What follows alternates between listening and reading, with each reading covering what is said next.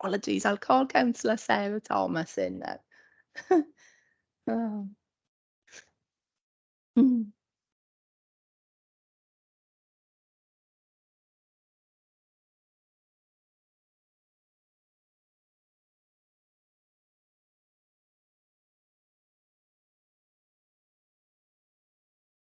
Thanks all. There we are, over to the chair. Thank you. Well, good morning, everybody, and welcome to the meeting of the Standards Committee held today on the 10th of October 2023. Particular warm welcome to Councillor Helen Clark, who is leader of the Coed Frank and Liberal Green Group. So welcome, Helen. We have two apologies for absence. Councillor Sarah Thomas, you are here. Sorry, yes. You're joining us from Liverpool. Thank you. But apologies from Mr. Duncan Lewis, independent member. It is a hybrid meeting, and so I would be grateful if microphones could be turned off when we're not speaking, and to raise your hand in the usual way when you would like to speak. And may I please remind all members to turn off their mobile phones during the proceedings, please. Our next item is declaration of interest. Are there any declarations from any member of the committee? No, thank you very much. We go on to the minutes of the previous meeting, and may I have your approval that they are a correct record of those proceedings? All agreed? Yeah. Yeah. Thank you very much. Our next item is the group leader invitation, for which Councillor Clark is here. Craig, would you like to introduce the report? Indeed, thank you very much, Chair. So members will be well aware that one of the new obligations that has been placed on Standards Committee is to work with group leaders of political parties to look at ways, obviously, we can try and build on and improve the standards and ethical regime in respect of some of the political groups that we have. So a new duty for the Standards Committee consider that came about now in 2021. So over the course of the last year, we've had the various political group leaders within the council in attendance at the Standards Committee, just as a gentle introduction, obviously, for you to get an opportunity to meet them. And what we've proceeded to do is have a number of very generic questions, which we talk about, and hopefully open the door to some conversation then with the leader of the political group, just to sort of start the process and develop that relationship further between the Standards Committee and group leaders.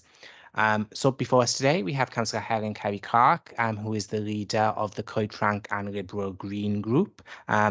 Been cast as a group leader since May 2022, and there are 4 members of her now political group on the council. So we have the number of questions which are included in the report, Chair, which I'm happy for you to take through with Councillor Helen Clark at your convenience. Thank you very much, Craig.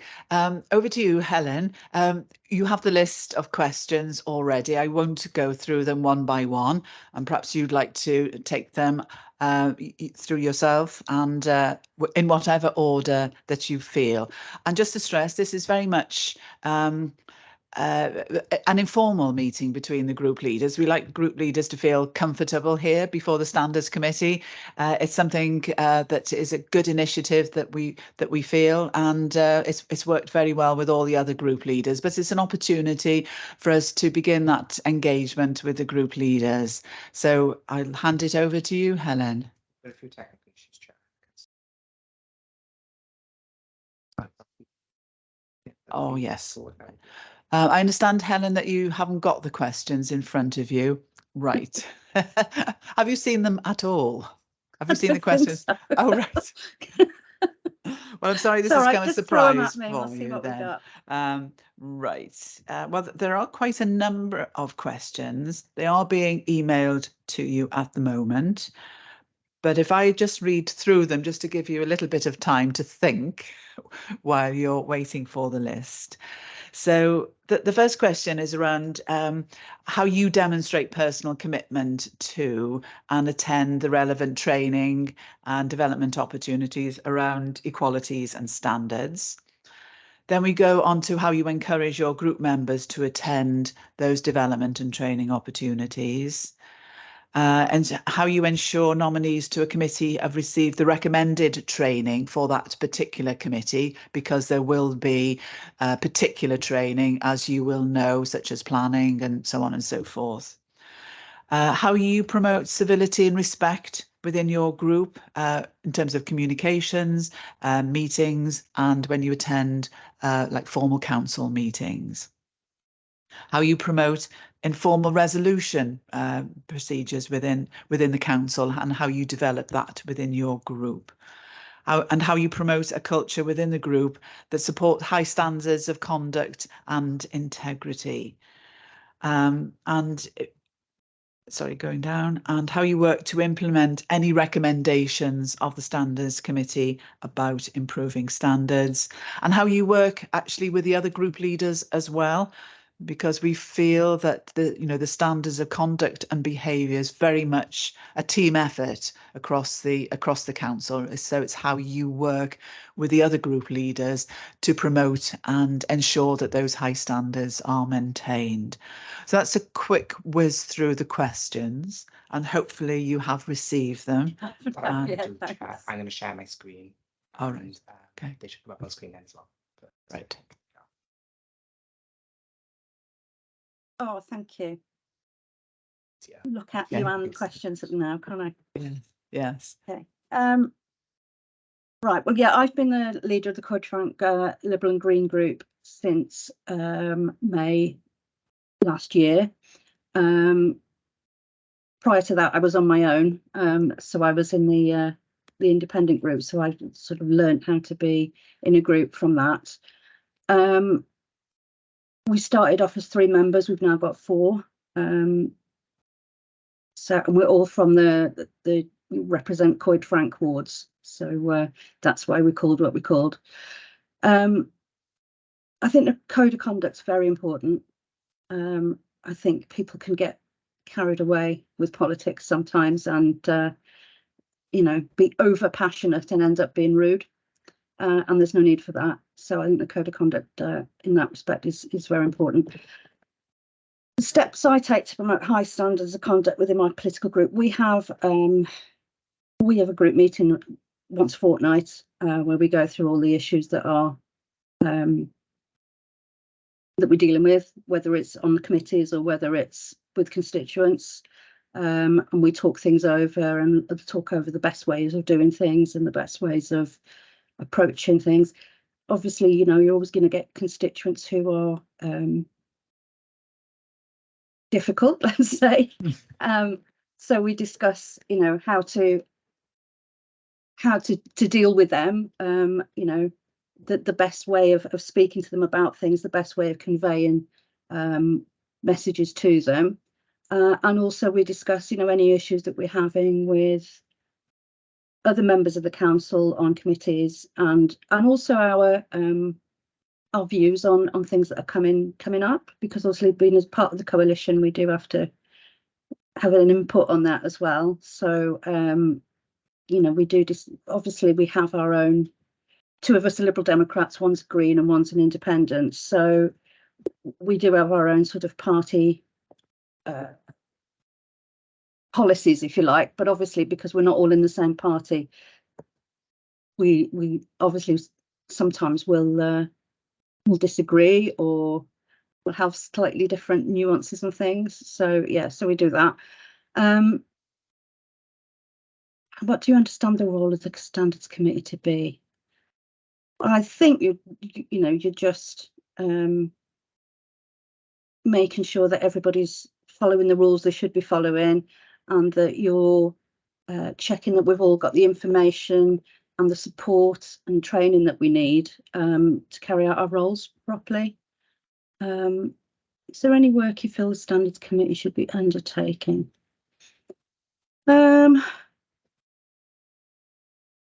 I think maybe a bit more, as much as I'm very nervous about doing this today, as much as I don't want to invite it, I think maybe meeting with group leaders a bit more, maybe chatting with other councillors about how they feel about how standards are upheld on the council.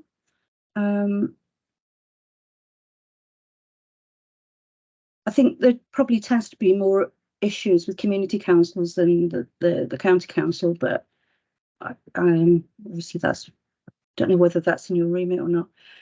How can Standards Committee become more active? Well, like I said, just talking to, not just talking to group leaders, because sometimes they can talk a good game, and then not actually follow through on it. So I think talking to other councillors about how they feel things are working is probably a good idea. I don't think a thick skin and a political banter is. We had a particular issue with somebody joined our group because of bullying, and we're really, really mindful of language and supporting each other with that. And people don't think sometimes before they speak, and they don't realise how hurtful they can be. I mean, I think with social media, it's a bit of an issue as well. Members of the public can really overstep the mark, and it's just, I'm always saying to my group, right, just don't respond, because you're going to end up getting into a big spiraling slanging match that we just, it's not what we're there for. Authorities code of conduct training. I don't think it needs improving. I think it's fine. I think it's good.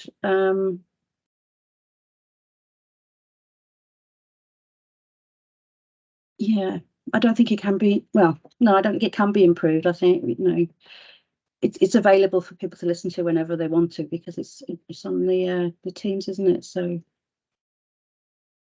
that would be fine. Training for councillors.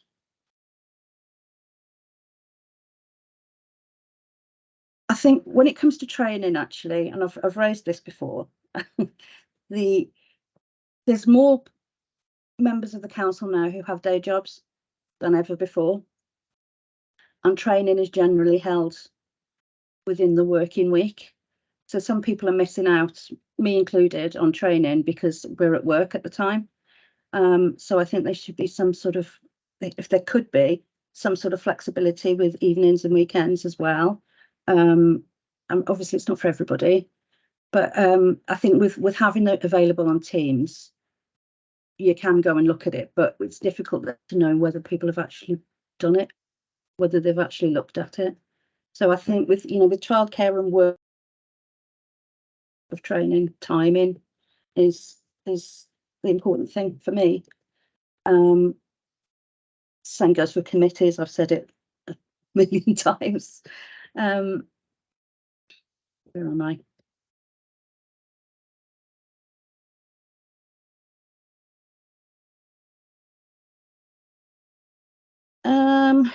The resolution process. I think it would depend on how serious the issue is. I mean, you do get councillors being just horrible to each other and being rude. But sometimes you just got to put it down to, some people are unpleasant, aren't they? I think if it depends how hurtful it is, and I think it depends to what extent, whether it's to do with, particularly with protected characteristics and things like that.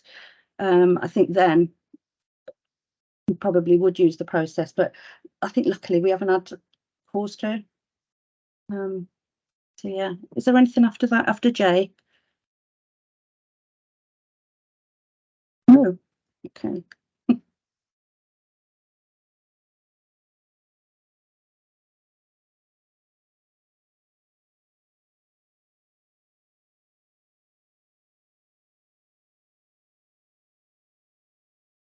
Can't hear anything now. That's because I haven't turned my microphone on. I do apologise, Helen. I was just saying thank you very much indeed for that. That was a really good account of what you're doing in your group, and you've made some very important points there, I think. I'm going to open it to other members of the committee to ask if they have any questions of you. Does anybody have any questions of Helen? Alison? Yes, thanks, Helen. I thought that was really interesting, and I was wondering, you'd mentioned about maybe standard committee members meeting councillors more frequently. I just wondered how you think that could be done. I think, well, you could either go down the formal route of bringing them in front of you, like a firing squad, like you are this morning, or I don't know, arrange maybe more of a social event and have a chat to get to know the councillors a bit more and see if they can shed more light on the way that the process of being a councillor works. I think it's because I've got to admit, because of COVID and hybrid meetings and what have you, there's some councillors I've never even met. So I know who they are, but I've never met them to have a conversation with. So I think we probably need to meet in person a bit more. And I think the Standards Committee probably needs to meet them as well.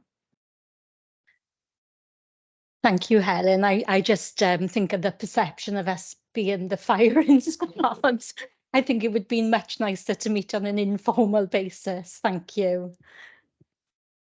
Yes, that was something I was going to say. Yes, I think, and that is one of the perceptions that the Standards Committee is trying to address. That the Standards Committee is here only when people do something wrong, and it's how we work towards. Actually, it's not about that. We do have to address those issues when things do go wrong. But our role is around raising standards, ensuring those standards are met, but working with councillors, because we do appreciate that members come from a range of different backgrounds. Some councillors are very new when they're first elected, and it's quite a different environment to what they've been used to. So it's about how we do that, so that people come to see us as a critical friend rather than actually being critical and you know, the sort of sanction aspect of it, albeit that there may be occasions when we do have to do that. So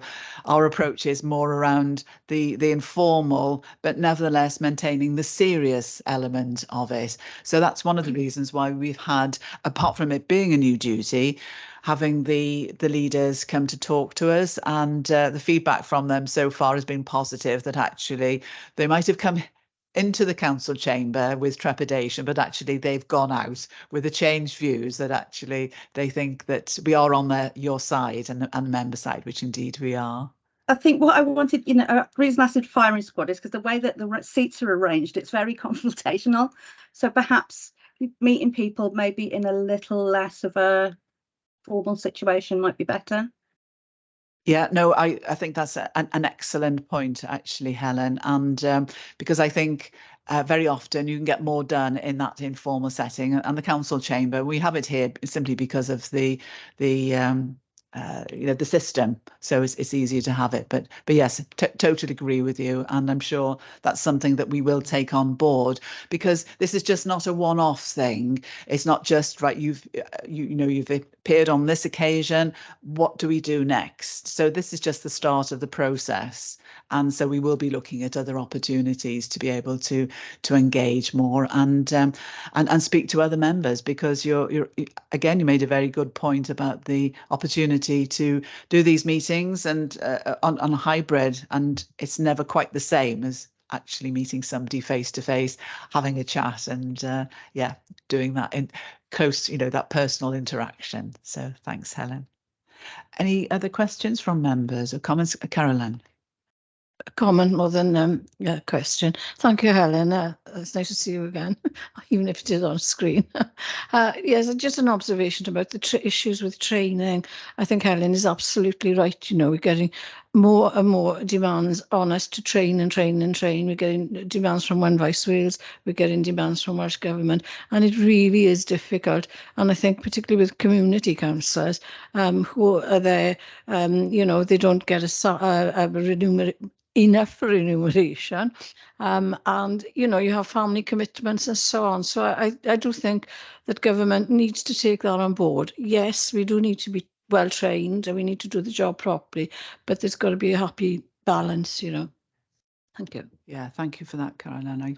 I think it's a point very well made indeed. Yes. Councillor Carpenter. Thank you, Chair. It's not a question, Helen, it's just an observation.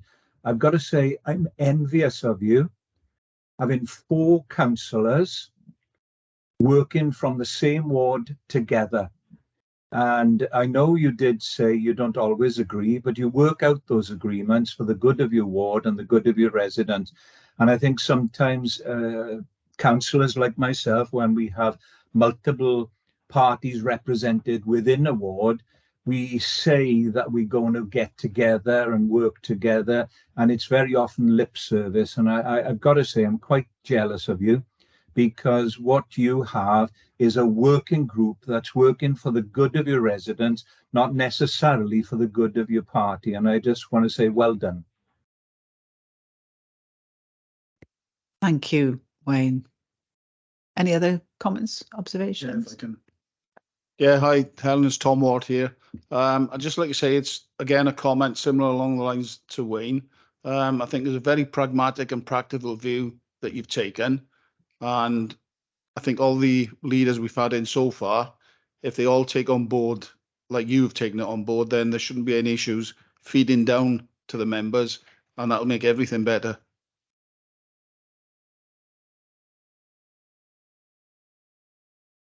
Anybody else? No. Oh, Helen, no other questions for you. And just to say too, you know, further to what I said before, that this is an ongoing process, and you're a new group leader, really, only having done this role for 12 months. And, you know, over the next 3 to 4 years, you're going to be learning as a group leader as well. So I think that's going to be, you know, good to engage with you. Not having done this before, you see things from a different perspective. And then I'm sure as time goes on, you'll be able to, you know, contribute even more to this process. So thank you very much indeed for coming and for giving us your time. And you're very, very welcome to stay for the rest of the meeting if you would like to do so. But I do appreciate that busy person and you may have other things to do. So leave that entirely up to you. Thanks for having me. I will be off back to work now, if that's okay. Okay. Yes, absolutely. Right. Yes. Thank you Bye-bye. again. Thanks. Bye. Bye-bye.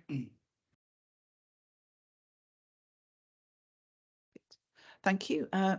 Craig, there's you know, there was a few points there that we can take forward, and some very well made points in terms, I think, of the training. And yeah, Indeed, very much, Chair. I think 2 particular points which I took away from, well, 3 points I took away from it is, one, maybe the venue in which we're using for meetings, to see if we can make it a little bit more conducive to a sort of round table discussion in different ways. So we do have some equipment we use for when we can't use the particular chamber. So maybe for future meetings, we'll move it into our committee room, and it can just be sort of more round table basis as opposed to the firing squad. Yes. You can't describe us as. Training, I think, is a very important factor, and it's something I'm very conscious about the timings in which we look specifically at training. We've always tried to make sure from a code of conduct perspective that when we do the initial sessions, we try and capture it in a wide range of times. So there could be morning slots, afternoon slots, and evening slots, just to give members the opportunity to find a slot that works for them. Excuse me, we're also conscious as well, now we work in a digital age, we're able to record our training so members can watch it at their own leisure. So I think that is a huge step forward in that respect. And of course, one of the other items then we've put in our forward work programme is how we engage ultimately with the wider network of members. And one of the ways in which we've looked to do that is a panel of members made up of various different parties attending the Standards Committee, where we have a very similar discussion to what we've had with group leaders with them and let them hear their views as well. So that is on your forward work programme for future meetings, and we're just finalising the list of members who have volunteered to face the firing squad then in that sense. So we'll certainly see what comes of that. But not some very valid points, I think some very pragmatic and honest views then from Councillor Helen Kerry-Clark, and all elements we can look to take forward. So that's great. Excellent. Excellent. Thank you very much indeed, Craig. I do think that was a useful discussion, and it completes, of course, the set of leaders coming before us. So our next item is the Standards Committee Forum. Craig, would you like to introduce that? Thank you, Chair. So members will recall that previously I brought a report that talked about one of the national reviews that had taken place in respect to the standards regime, and they recommended as part of that sort of all-Wales forum of chairs of standards committees that meet on a regular basis to discuss good practice, different matters which are going on within respective councils, to hear updates from some of our regulators like the Public Service Ombudsman, and then hopefully just sort of create that network amongst the standards chairs, something that's perhaps been lacking previously in recent years. So the Standards Committee Chair, Ruby Sweet, attended the second meeting of the forum, which was held on the 30th of June this year. And what we've proceeded to do is just bring a copy back of the minutes of those discussions, so all Standards Committee members can ultimately note them. Quite a positive meeting, and no doubt you'll be able to hear from the Chair in due course where a number of different matters were discussed. We covered off some sort of work from the Chair of the Committee of Standards in Public Life, Professor Mark Phillip, who talked about some of the national implementation and national proposals which are on the table at the moment that we may find ourselves being addressed in the standards regime. You heard from Michelle Morris, the Public Service Ombudsman for Wales, who talked about nationally how the figures in respect of complaints are developing, and as you see from one of our later reports going forward, what impact that's had on Neath Talbot, and you see more of the statistics in that regard. There were some general opportunities for general discussions, but particularly the issue of the public interest test as to help determine when the Ombudsman will determine whether to take a breach forward or not. You have heard me mention previously that when a referral is made to the Ombudsman, there's a two-pronged test that they start with. One is the evidence test, where ultimately they determine, is there enough evidence to demonstrate that a breach of the code that has taken place? And in most of the times, that can perhaps be established quite easily. They then move into a public interest test in, is there evidence support that there is the public interest in taking forward the investigation, or would it be something that would likely result in a sanction? And that does see a number of referrals which are being made to them not progressing any further in that regard. So they do have quite a high public interest test that they are following. So it was interesting, I think, to hear from Michelle Morris's perspective as the Ombudsman, what approach they take then to maintaining that.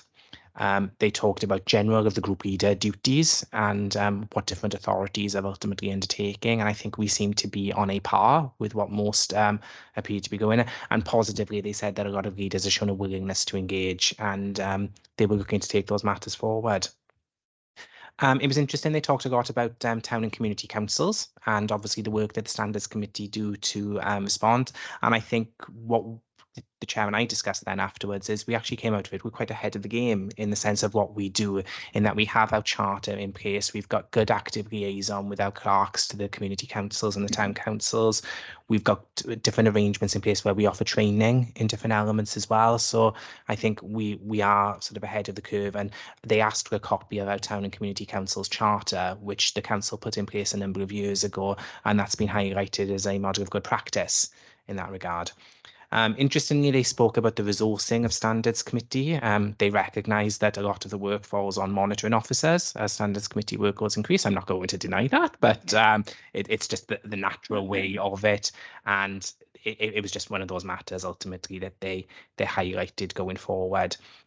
They spoke about gifts and hospitality, which again, we've got a separate report on. So rather than steal the thunder under this report, I'll bring that up now under the next item.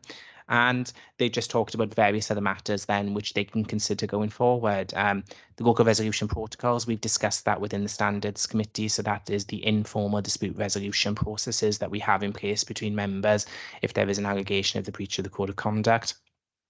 And they're going to have a note on corporate joint committees. So you'll be aware, of course, that we had the Standards Committee for the South West Wales Corporate Joint Committee, and we provided a presentation last time which just highlighted some of the issues that we need to consider there. So I think that's something that the group will look to take forward. So all in all, a very positive meeting, I had the impression. I obviously wasn't in attendance, but our chair was. So I don't know, Chair, whether you'd like to add anything in that regard. Thank you, Craig. Well, you've covered it very comprehensively, even though you weren't there. So I think no, that was a very accurate reflection of the meeting, my first meeting, and I did find it very positive because it is an opportunity, you know, to get to appreciate what's going on across Wales and to get the views of others as well. And I have to say, I felt very proud that Neath Talbot Council was ahead of the game. There was lots of things, you know, being discussed, and I think, well, we do that, and yeah, very good. So I'd like to thank Craig, and your staff for the hard work that you do, because quite clearly that's been about being proactive and looking ahead and you know, really coming to grips with what the Standards Committee is all about. And I think we do appreciate what you do, Craig. And as I say, hearing what was going on across Wales, it was very, very pleasing to hear. And so yes, and it was a good couple of hours, and yes, it was all you know, a very very informative meeting. And it's held twice a year. I think it's held twice a year, Craig. Yes, and yeah, the opportunity to learn from others. So even though, as I say, we're doing lots of really good things, it was good also to hear what other people are doing. To think, well, actually, you know, we are, you know, as one in some respects in terms of our thinking about raising standards. So yes, so it's good. Thank you, Craig.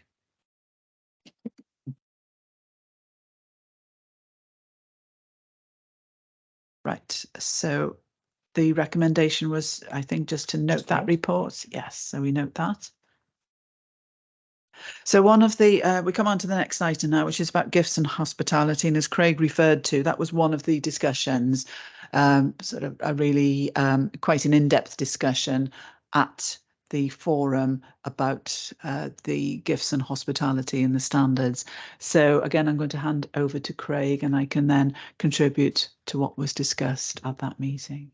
That's great. Thank you very much, Chair. So this follows on from a report that we took to you in the previous meeting of the Standards Committee regarding our gifts as a hospitality code. There were two particular elements to that report. The first one was to look at the content of it in general and to see if there were any suggestions ultimately that required some amendment or some clarification. And then secondly, to look at the threshold figure that we are ultimately setting. So the first element with regards to the content of the report itself, some minor revisions have been made, very, very limited in that sense, just to clarify the odd wording here and there in that respect. So I've now updated that and it's brought back to you today just for you to approve it as the current version for me to take forward then to implement in Neath Talbot. But there is a question mark still over the threshold figure that we were looking at. And you recall at the meeting, we agreed to set a 0 threshold on the basis that we would also go back then and see what discussion was taking place on a national level and what approach other authorities were ultimately taking. So that was one of the issues then that would have been discussed at the forum. And it was highlighted that most, I believe, if not all now, are adopting the £25 figure throughout Wales. And they've done that then for the sake of consistency and to make sure that all members throughout Wales are adopting a sort of basic process. However, in the interest of transparency, all members would still be encouraged to declare all gifts and hospitality received, but recognising that the only specific onus on them would be for that £25, despite the assurances and the promotion that we try to undertake. So it's brought back ultimately here today for you to members to confirm whether you wanted to maintain the 0 figure or whether you wanted to look at that all Wales element now and go back to to go to the £25 figure. And also as well then to try and ensure some consistency between town and community councils and the county borough element as well. I would add that the final decision about the figure ultimately that we go to would be one for full council to determine, but it's a recommendation from the Standards Committee, which we will be putting forward in that regard. And what I thought it would be helpful to try and do is to go back and look at some of the background to this matter and to find out Whether there have been any issues in respect of hospitality or gifts previously, which would warrant a sort of consideration by us in detail when it comes to look at setting the figure that we are going to work with. And I've spoken to our internal audit team who have done regular audits on the gifts and hospitality protocol. To date, no issues have been identified by them. I managed to canvass a view of some members in that sense to find out what approach they ultimately take. And the majority of views that I had is they recognise that the figure was originally set at 50, and if it went down to 0, so be it. I think the view that they've suggested to me is they look to declare anyway. In that sense, I think I've managed to instill a belief in them that it would be important to declare no matter what in the interest of transparency in that regard. So the most now tend to adopt the view that irrespective of what the value of it may be, they are now looking to do it, but they recognise that there is an element there for consideration. So I was trying to think of a balance ultimately as to which way we could take this forward. And of course, it is in the gift of the Standards Committee to maintain its position of the 0 threshold where everything would ultimately be declared, other than the usual exceptions of things like pens, stationery, and all of those different things that you would ultimately entertain. However, I think looking at it objectively, looking at what is going on throughout Wales at the moment, the £25 figure could be an appropriate threshold ultimately for us to set on this basis.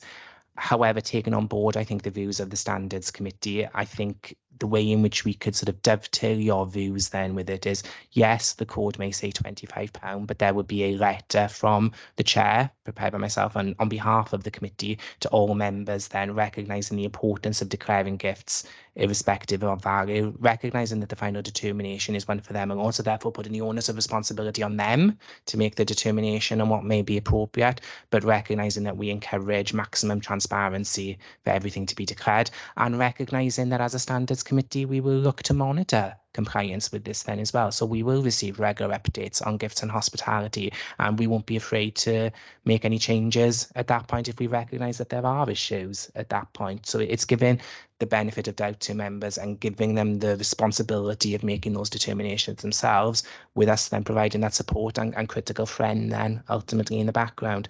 So Chair, I don't know whether you want to add anything in regard. Thank you, Craig. At the forum meeting, there actually wasn't a lot of discussion about it. £25 was accepted by all, and they saw really no specific reason why it should be lowered to 0. So I have to say that the view was very firmly that 0 would be too low and £25 is about right. And they were a little bit surprised maybe that we were thinking of going down to 0. But I think, Craig has made some very good points there in terms of, a consistent approach across Wales. Okay, we could be different, but we would have to ask ourselves, well, why would we want to reduce it to 0? And I think the other points that Craig has made about the onus of responsibility onto members, to look at that and to be responsible in terms of what they are declaring is a very good one. And also the fact that actually there hasn't been any particular issues. And so it's, at the moment, it's not broken. And it's been a pretty good guide for quite some considerable time. So it's really over to members if you'd like to make any comments or observations. Wayne, you've got your hand up. Yes, thank you, Chair. I just want to point out a typo to start with. On page 35.2 background, fourth line down, it says git and hospitality, which could be something totally different. Give that Councillor Carpenter, I will correct that for the future. No Freudian script intended there. Yeah, I think we've got to have a common sense approach. I'm still waiting for my box of chocolates, Craig, and my bottle of champagne. But I think as a member, like all 60 members, we all very used to being criticised and a target for criticism and attack. And I think on occasions, if someone was to pass us a box of chocolates or a box of biscuits, I think we make a mountain out of a molehill, to be honest with you. There's nothing to say that councillors in wisdom, shouldn't declare it, but I think to set a zero tolerance, I think is too over the top. Thank you. Thank you, Wayne. Sarah. Hi, thanks. So I'm sort of going to echo Wayne's comments. I think I expressed concerns before about the potential issues with a zero limit, and I felt that 25 was more sensible. I do think things like biscuits, for example, are a little bit silly to be declaring. But perhaps this is a middle ground approach and a better way forward. But it's also, like you said, about consistency, and I think it would be nice to have consistency across Wales, if not across the UK. Thank you, Sarah. Alison. I agree. I think last time I was one to say yes, zero was appropriate. We were benchmarking perhaps against other institutions, for example, the National Health Service, the Police Service. And I think having read everything and listened to everybody, I think it is the best approach to go forward, to have that consistency across Wales. Thank you, Alison. And that point about benchmarking other institutions, actually, we should be benchmarking ourselves against other local authorities. And whereas we can learn from other institutions, nevertheless, it is what is right for local government. And the other point that Craig has made in the report is about community councils as well, and where members are members of both, then of course it helps them not to be able, or not to have to think of two different approaches, because ultimately it is about public service, and so therefore, and about the impression and the perception on those institutions. So I think it's consistent in terms of that as well. Thanks, Alison. Yeah, I'm going to say the same as you. Basically, I voted for zero last time. I'm still of a view it should be zero, but for the sake of commonality and with the rider that Craig's going to put out as well, saying the guidelines I should still honestly declare for the sake of integrity anything, then yeah. And I think that is an important point as well. It is about members and coming back to them and their responsibility, not just to declare what is at 25 and above, but also everything. And that's really ideally what you would like to do, isn't it, Craig? And also for members to declare those gifts and hospitality that actually they've refused, and that's equally important as well. So it's developing that culture and everybody understanding the reasons why, rather than having to do it without thought. Whereas if it was zero, I think you would just do it automatically. But then if it's at the £25, then it is, well, why am I doing this? And it's a bit more thinking behind it as well. And I think also if it is at naught, then there's no tolerance level. If somebody forgot to declare the box of chocolates or the bottle of wine or something, then there's no room for error there, and the consequences of that are perhaps more serious. So great. I think you just made the exact point. I think what I'm trying to look at, Chair, is we want members to think about why they have received that gift, not necessarily make a blanket notification that they've had it and then it goes on the record, but what was the purpose behind the gift and hospitality being received? Was it a matter of thanks just for doing some work for them ultimately within the community and maybe trying to assist them in different ways, which of course is absolutely fine. But what about the behavioural issues when those gifts ultimately become more frequent? What is the person trying to achieve? What is the type of gift or hospitality that's being offered? And I think when I was sort of reflecting on it, that would be one of the danger of the zero element. It would get members to think about, oh, well, I may as well just declare it. It will go on the record, and it becomes just a matter of process. But with a question of value, they've actually got to think about, well, how will this be perceived if I am accepting this gift? When I declare it and it goes on a public record, how is that going to look to various people? So trying to change the school of thought around it and the culture in respect of gifts and hospitality, I think, is the key element for us to focus on.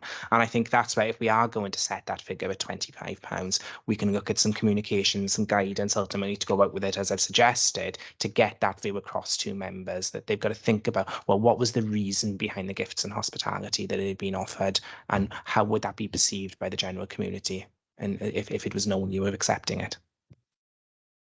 Thank you, Craig. Any other observations or comments? Carolyn? Yeah, I'd just like to say that's very helpful, Craig. You don't think about it in that way, really. but it's a very good point. But I would agree to go with a consensus. I think it would be far simpler for everybody to know where the level is rather than have some up and down. Thank you very much. Well, the recommendation was that whether we wish to retain the figure of 0 or whether to adopt the common threshold throughout Wales of £25. I'm hearing that we will adopt the £25 common threshold to be applicable to Neath Talbot members. Is everybody agreed with that? Thank you. And secondly, that we note the Gibson hospitality protocol. Thank you very much. Thank you for that. That was really helpful. Our next item is the Ombudsman's annual report. Craig. Thank you very much, Chair. So this is a report that comes to the Standards Committee and various other meetings within the Council on an annual basis. The Ombudsman has now taken the approach of sending out an annual letter, which effectively is just a general overview of the number of complaints they've received in respect of Neath Talbot Council's service-related matters. Neath Talbot Councillors Code of Conduct violations, and then our Town and Community Council referrals that have been made to them. So in the first instance, you'll just see in respect of the complaints processes that we have that we're roughly on average with what the figures are in England and Wales.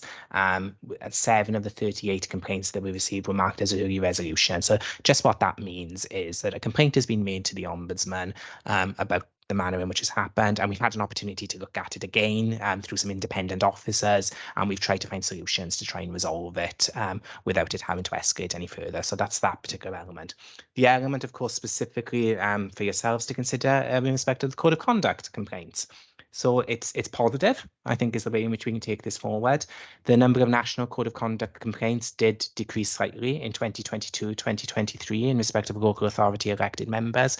Probably the reason for that is that we were in the new election cycle, so members would only have been elected in May, and it's rare you tend to get complaints straight away at that point within the first year. Things tend to bed down a little bit more, so it'll be interesting to see how those figures will correlate now as we move forward in this current term. But the numbers are nationally were down. In Neath Talbot locality, the number of Code of Conduct complaints against county borough councils is low. There were just 5 this year. What happened in those cases is that the 5 were referred to the Ombudsman's office, and they either found that the evidence wasn't there to sustain a breach, or they applied the public interest test, ultimately, that they felt that there was no merit in ultimately taking it forward. That's a decision that the Ombudsman Office is entitled to take, irrespective of whether myself as monitoring officer or Standards Committee ultimately disagree with.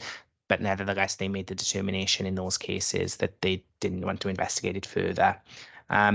There was, however, an increase in the number of complaints against town and community councils, going from 6 to 11. But as can be seen, no further action was taken in respect of those matters. And again, they were either closed after initial consideration or withdrawn as part of that. And you'll see from the Ombudsman's report that it predominantly related to 5 community councils in particular. One being a much larger number, obviously, than the others, as you have seen in those statistics. And again, we've tried to get around these issues by offering some training and offering some support in that sense, and looking at the work programme that we're trying to get out there, and with members of the Standards Committee attending town and community council, so you can see for yourself the issues that are going on. Again, will hopefully help to demonstrate the visibility of the Standards Committee and the importance of the ethical behaviours, and that they are embedded in the way in which these organisations operate. We do have a number of steps, obviously, we look to do to try and reduce some of these figures and to try and limit the referrals to the Ombudsman, recognising, of course, that certain matters are out of our control, but making sure that we've got appropriate protocols and systems in place to try and take that forward. In respect of the standards regime, training is obviously going to be the key element, and we offer refresher training to the county borough councils twice a year. We had our last session just before the summer recess, and we'll be having another one now towards the latter part of this year, going into early next. We offer similar training now to town and community councils. I've done a few over the last year or so, and I think I have one more coming up now in the next couple of weeks. And I do make myself available to town and community councils to try and meet within their timescales, obviously, to try and facilitate this training, and hopefully it's been received well.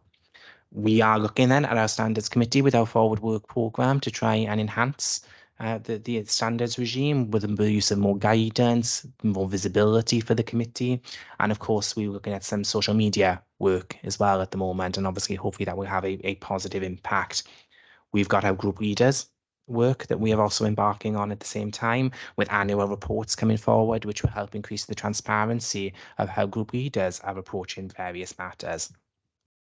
We are looking at our standards and code of conduct forum with town and community council clerks. They are very useful forum, not only for myself, hopefully, but for the clerks as well. It's an ideal opportunity to come together and to discuss matters in respect of standards and other related issues. And it's a sort of honest discussion about what we can do to try and support each other, what we can do to try and work collaboratively in order to address matters. I'm conscious that the clerk family can change on a regular basis with the new clerks coming in and new ones moving out. So hopefully trying to keep that network ongoing is quite an important element as well for us. So overall, Chair, a positive report this year from the Ombudsman showing our figures have ultimately down. And obviously, the other positive we can take is no referrals have ultimately been made to the Standards Committee for consideration. So long may that element continue. Absolutely. Thank you very much indeed, Craig. Are there any comments, observations? Caroline? Yes, a few comments. I'd like to say thank you to Craig, because our clerks I know find him very, very helpful indeed. So thank you for that, Craig. I thought the report was good. The case studies I thought were very helpful. I'm surprised that there was such a low number of referrals, to be honest with you, because I think particularly in my area there's been quite a lot of vexatious complaints, and perhaps that's why they're not resulting in the figures showing there. I'm also a bit concerned about this evidence based on the personal interest, because I know that I have myself made referrals to the Ombudsman and they've been not investigated because there was not enough evidence or there was not enough personal interest. But when you look at the case studies, I know that my complaints would have fitted in there. So I do find it quite difficult, to know how to behave myself. Other people are not observing the code of conduct, but they're getting away with it. So, it sort of makes you think, well, not that I want to be naughty, but you know what I mean? Why should I adhere strictly to the code when other people are not? And I don't think it's necessarily a case of being sanctioned. Sometimes a letter saying, look, you've broken the code this time would be enough, just to warn that member that they're stepping outside the code. So, I thought it was a good report, but I am concerned about that element of it. Thank you. Thank you, Caroline.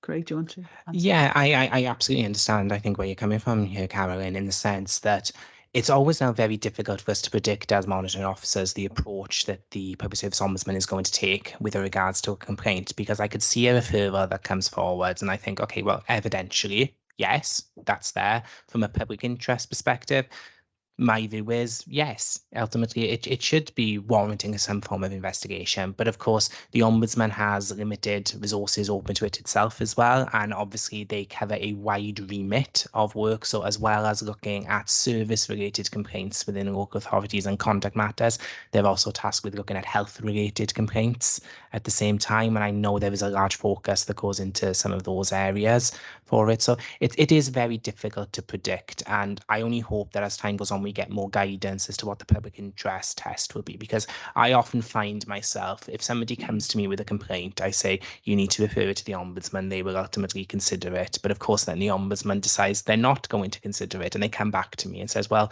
you weren't much help because nothing really happened. So I think as we move forward and we can see more decisions coming out of the Ombudsman office as to what they consider the public interest element would be, that will mean we as monitoring officers can give better advice to people as to how a matter could ultimately proceed, and more training to members then to know what types of matters will end up being considered by the Ombudsman and what's not. But you are always very much dependent on the facts of any individual case, which I think is appropriate in that sense, and that there isn't a blanket approach that is taken by the Ombudsman, but it can sometimes mean it's difficult to try and give that detailed advice as to how a matter will end up proceeding down the line. Come back on that. I think it's very difficult, because I've always, I sort of write in shorthand, really, very brief notes, thinking, well, if I give the bare bones, they look at this and say, well, yes, there is a threshold there. But then they come back and say there's not enough evidence. So it's very difficult to know how to gauge that and how much information to put in. I know the incidences that I've reported, I've given evidence, but they've still come back and said, no, you know, we're not going to investigate this. And a lot of it is to do with social media. Now, if something is put on by on social media by a member, and that can affect a whole community, because you've got people out there, it doesn't matter, you know, you can put something on there at 9 o'clock and 1 second past 9 o'clock, somebody's read that post and have forwarded, shared it or whatever.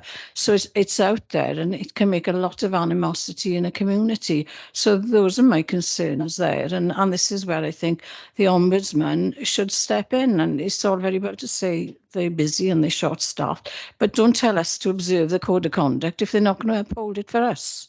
Do you see what I mean? I'm sorry if I feel a bit strongly about this, but thank you. Well, it's a very good point, isn't it? Yes, and I think it reflects back on the discussions at the forum where standards committees are asked to do more and more without the resources. So it is about that resources aspect of it, which is very important. It works for everybody, really, doesn't it? And I'm conscious, Chair, the one thing we've probably never looked at in the Standards Committee is the specific tests that the Ombudsman refers to. So what the evidence test is and the public interest test, we've probably just made some passing references at the time. So would it be helpful if I bring a report to a future meeting setting out, well, what is a breach? How does the Ombudsman determine it? And I can bring some of the guidance that we do have so we can talk about it. And if we feel that there are any issues for concern, we can always resolve to write to the Ombudsman themselves with some commentary and see how they respond.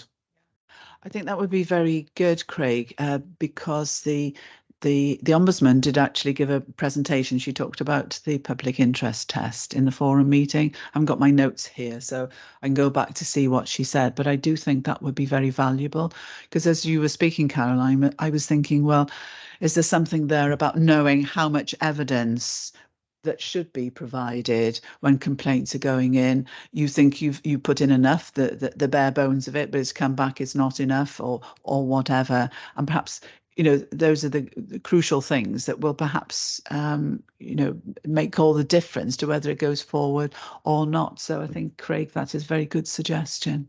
Yeah, excellent. Yes.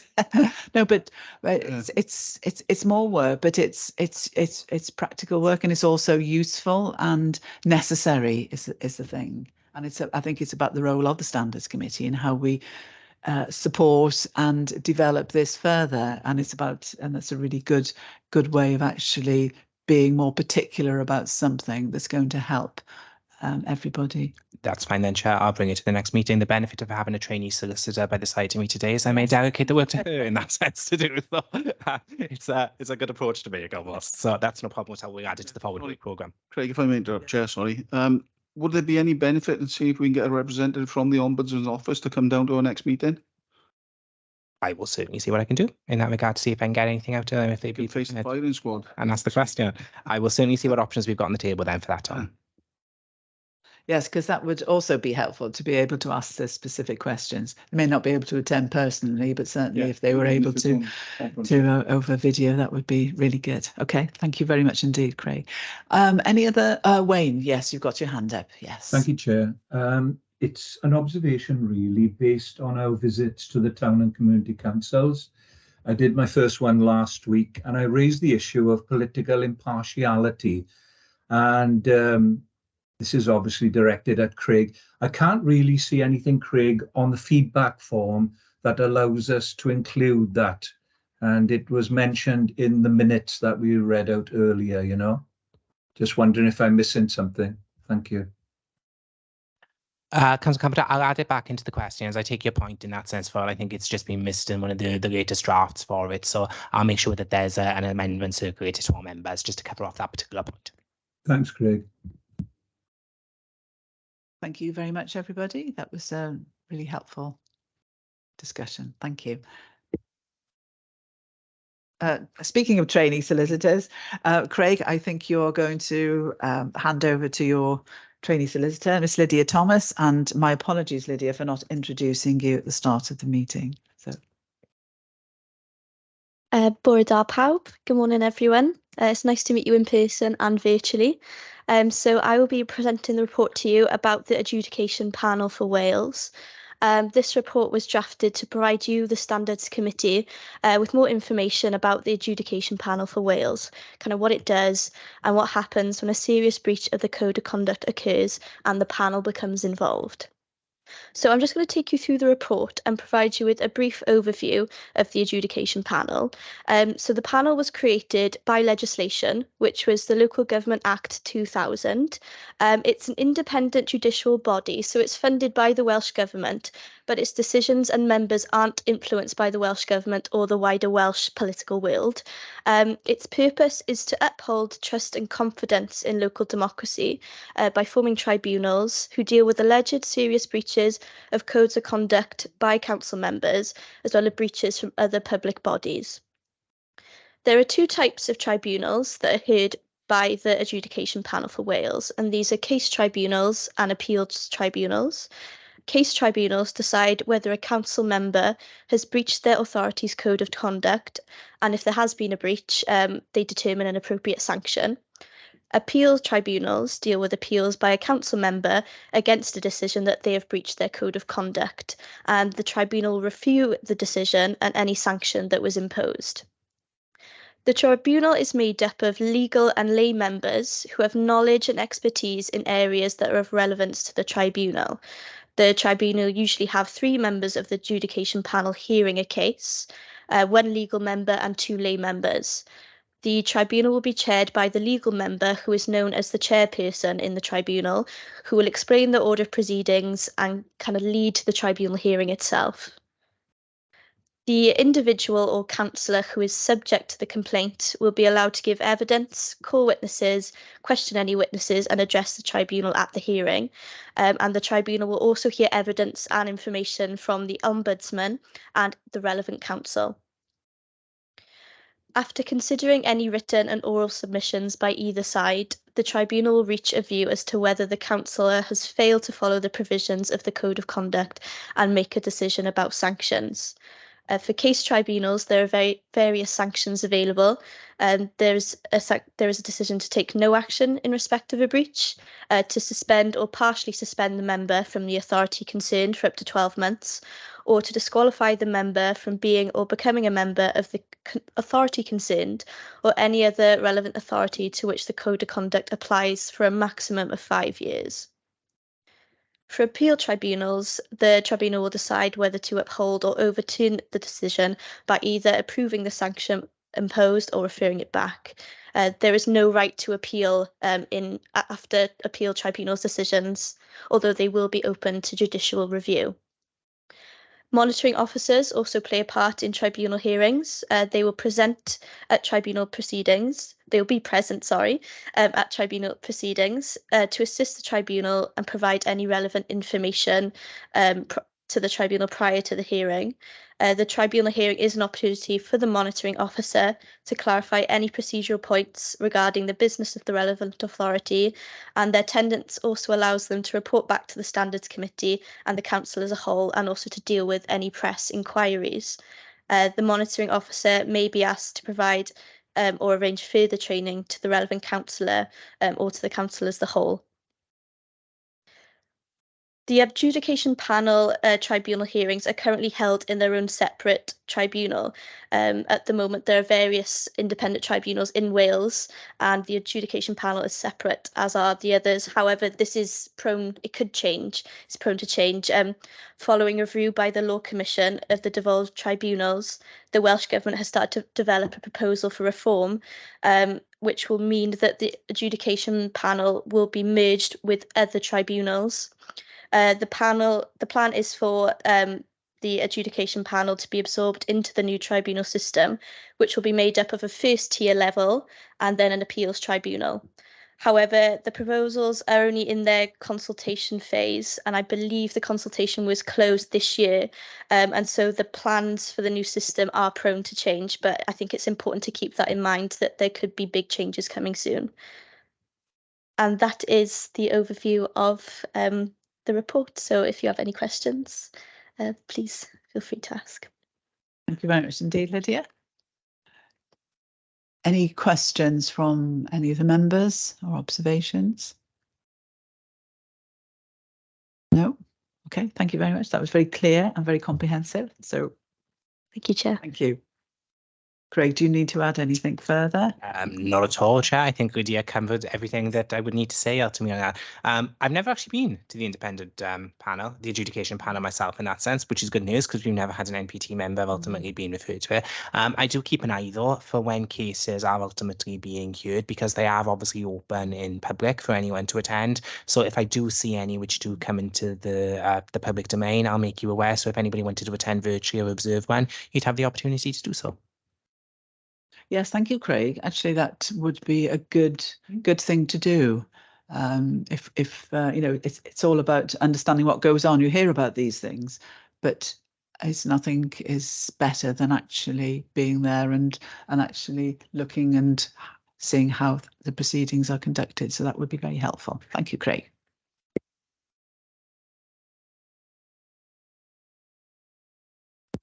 Forward work programme, please, Craig.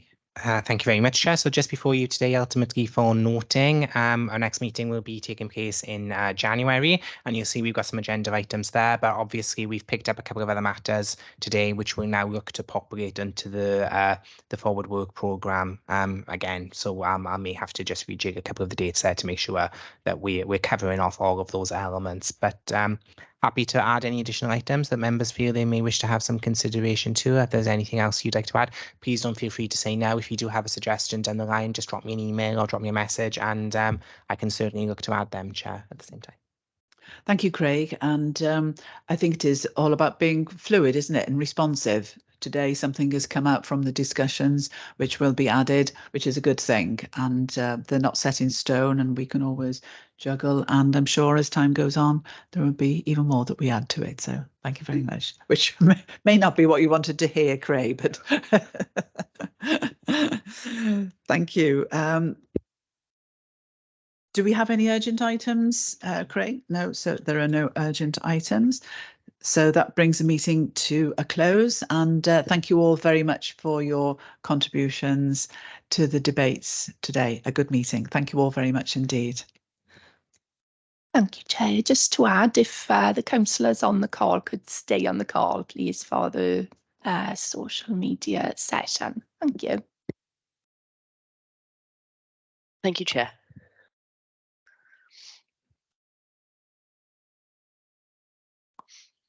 Would anybody like a break for 5 minutes?